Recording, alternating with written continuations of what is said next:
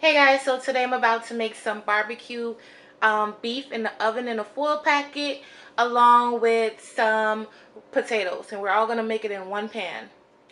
Alright you guys, so I have 2 pieces of flank down in here. I know that's flag on a play. You never bake that or cook it for long periods of time, but listen, that's what I'm doing today.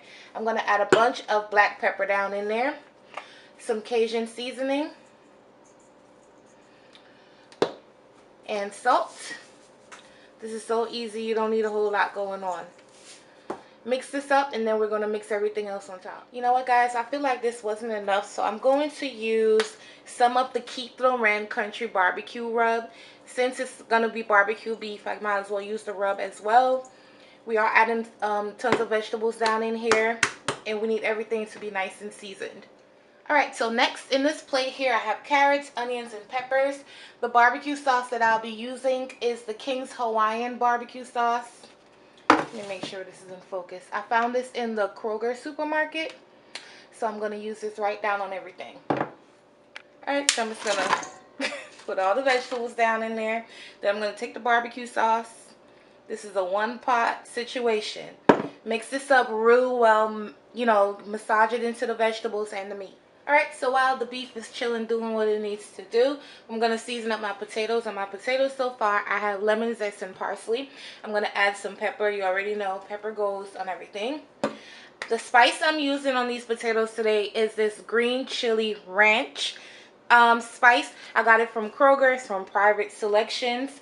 I couldn't fit all the spice in the container that it comes with, so the residual that's left in the bag, that's what I'm putting on here. So don't think it's something else. It's the same exact spice.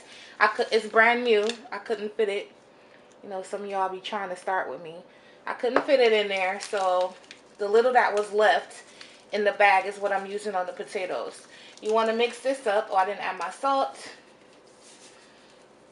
I want to add some salt.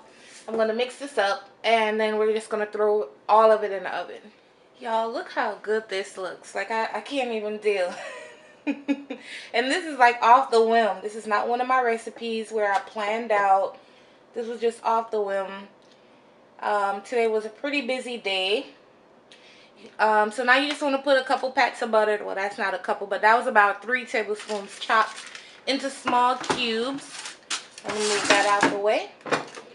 Then these are the potatoes. I thought that I could have fit both in that one big pan, but I couldn't. So I had to separate them, but I'm still going to use foil packets.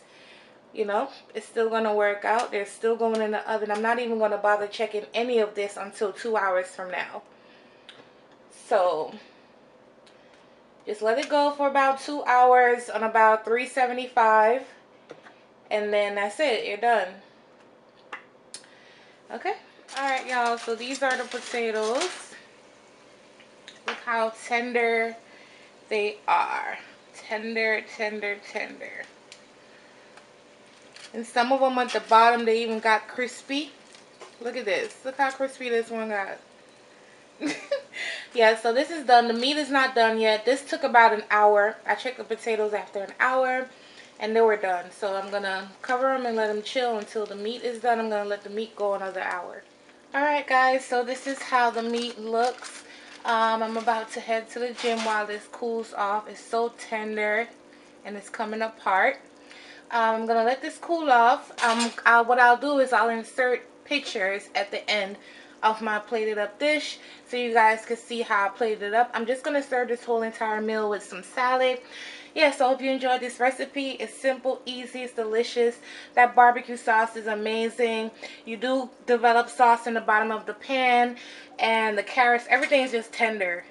Like, it's just tender and falling apart. So I love it.